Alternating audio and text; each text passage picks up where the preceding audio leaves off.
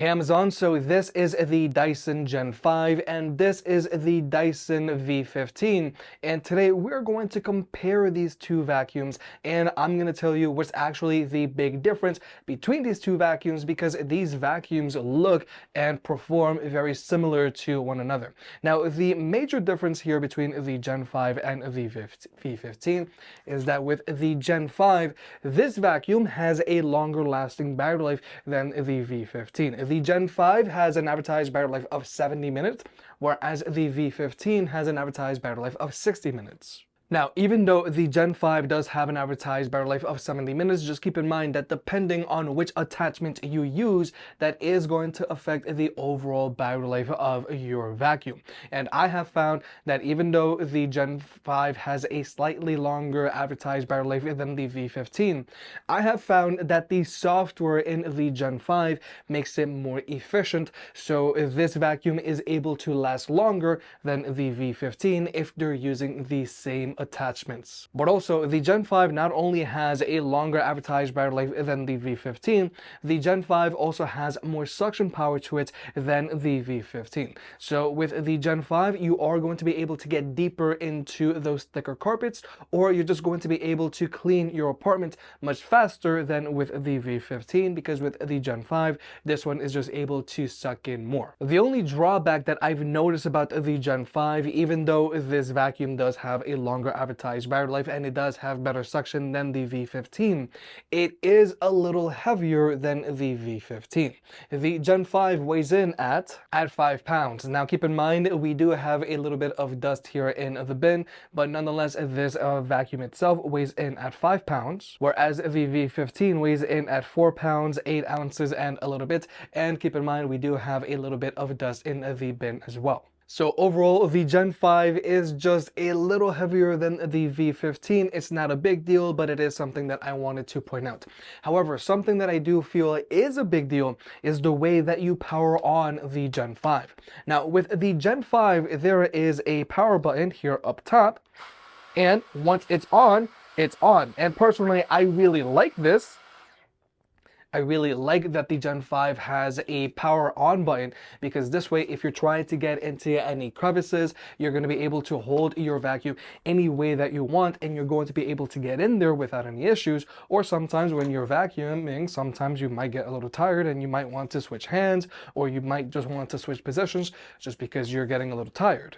Whereas with the V15 has a trigger that you have to hold down.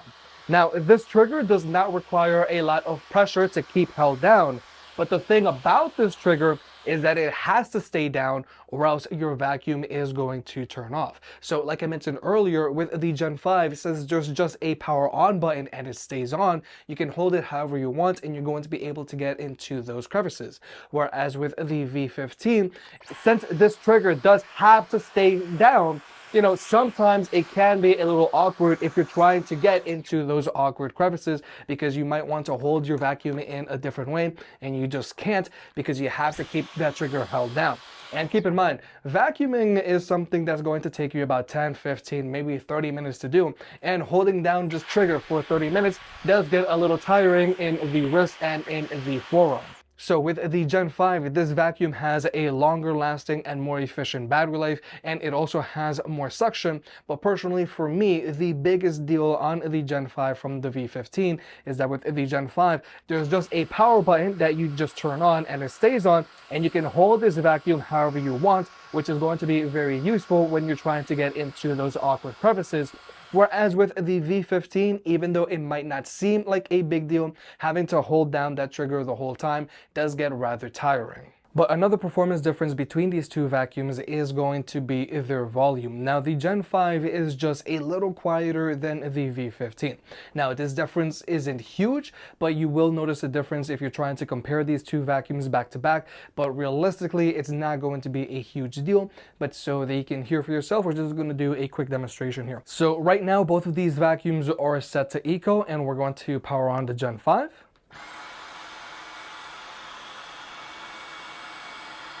Okay, so that's the Gen 5. I'm going to switch over to the V15. Back to the Gen 5. Back to the V15.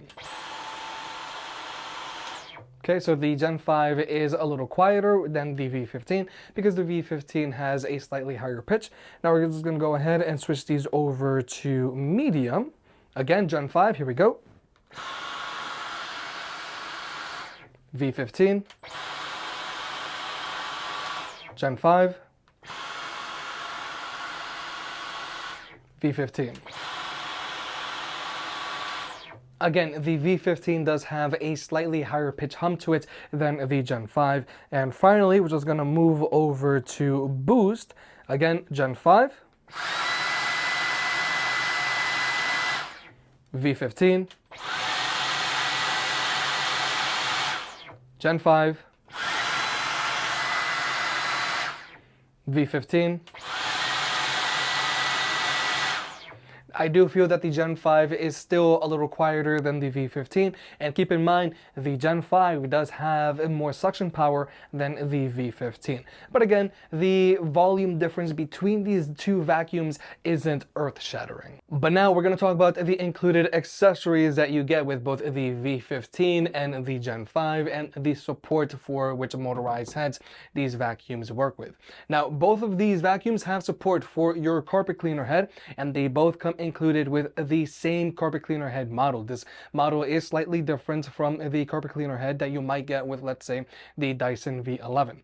Both of these vacuums also come included with the fluffy optic tool. So with this tool, this is the one that you're going to use for your hardwood floors, but more importantly, there is a built-in LED which is going to help you find any dust that you might miss when you're vacuuming. And overall, I do feel that this built-in LED, it is a very simple tool, but it is a very useful tool. Both of these vacuums also come included with this smaller motorized head, and this is the motorized head that you might want to use to clean your pet's bed, or this is the head that you might want to use if you want to do any detailing work in your car. And both of these vacuums also come included with this combination dusting tool. And both of these vacuums also come included with this long neck attachment, and inside this long neck attachment there is a hidden crevice tool, which again you can use it as a dusting tool, or you can always push these heads back and then you're going to have your crevice tool here. And this crevice tool goes attached directly into the vacuum itself, and like I mentioned earlier, you can always have the bristles up top, and in order to put this away, this actually goes inside of the long neck tool here. This just slides in and you're good to go, and you can always just go ahead and attach any of your motorized heads here. But the big attachment difference between the Gen 5 and the V15 is that the V15 has support for Dyson's submarine cleaner head. Now, what the submarine is this is basically a motorized mop head, which is going to allow you to mop your hardwood floors with a very efficient amount of water. And this motorized mop head actually works surprisingly well. And for some reason, the Gen 5 does not have support for Dyson's submarine head. So if you have hardwood floors and if you want to do a lot of mopping, then you might want to go with the V15. So overall, if you're trying to choose between the Dyson Gen 5 and the Dyson V15, the Gen 5 has a longer lasting and more efficient battery than the V15. The Gen 5 also has more suction power than the V15, and the Gen 5 has a power on button that once your vacuum is turned on, it's going to stay on and it's going to allow you to hold it however you want, which personally I really like, because if you're trying to get into those awkward crevices, it makes it a lot easier because you can hold this vacuum how you have to hold it in order to get into those crevices. Whereas with the V15, you have to keep this trigger held down. Now, even though this trigger is very easy to keep held down, I have noticed that after a while, holding down this trigger does get very tiring, especially here in the forearm, but also if you're trying to get into those awkward crevices, that trigger can get very annoying.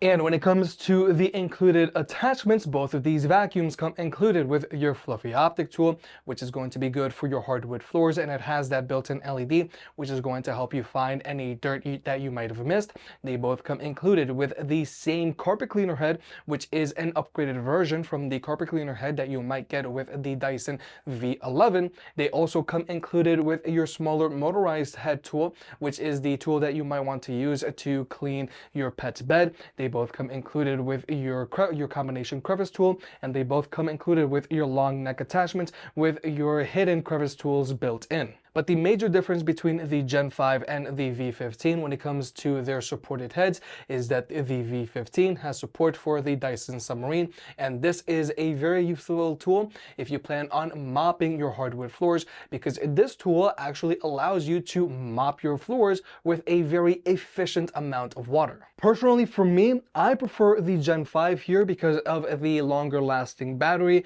better suction, and more importantly, simply because of the power on button. However, I do feel that the smarter investment here is going to be the V15, because with the V15, this vacuum is a little bit more affordable than the Gen 5, but also with the V15, if you have those hardwood floors, this vacuum does have support for Dyson Submarine.